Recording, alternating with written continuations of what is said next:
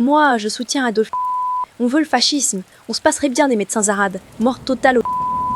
Mediapart a mené sa petite enquête et a mis en évidence l'étendue de la pensée raciste de Quentin Derenque à travers des messages qu'il a publiés sur X ces dernières années.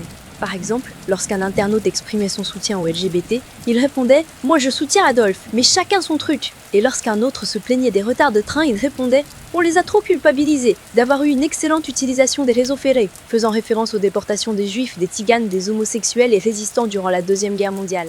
Et ont aussi été recensés des messages comme « On ne veut pas vivre avec des Africains qui soient délinquants ou non », d'autres où il appelle clairement au meurtre de tous les ou même reprochant à Miss Martinique d'être trop mélaninée.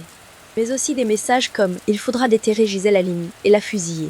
Pour rappel, Gisèle Halimi s'est battue toute sa vie entre autres pour la criminalisation du viol, l'égalité des droits des femmes, l'abolition de la peine de mort et contre toute forme d'injustice et de colonialisme. Dans son enquête, Mediapart retrace également le parcours de Quentin Derenque et ses liens avec l'ultra-droite que tout le monde connaît, comme son militantisme aux côtés de l'Action française.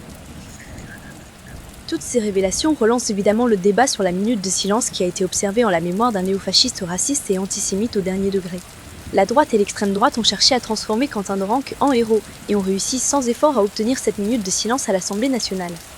Alors oui, Quentin Derenque est une victime, pas de débat là-dessus, mais il est tout, sauf un héros. Quelques jours avant ces révélations de Mediapart, le vice-président du RN, Sébastien Chenu, avait déclaré sans aucune ambiguïté que, je cite, « Quentin Derenque était des nôtres, il était de notre tribu ». Et suite à l'enquête, un député du Rassemblement national, Mathias Renaud, a rejeté en bloc le travail de Mediapart, considérant toujours Quentin Derenque comme un héros. Yael Braun-Pivet, quant à elle, s'est dite horrifiée par ces révélations, mais se dédouane en expliquant que la décision de la minute de silence avait été prise avec l'ensemble des présidents de groupe, sauf que la décision finale lui revenait à elle seule.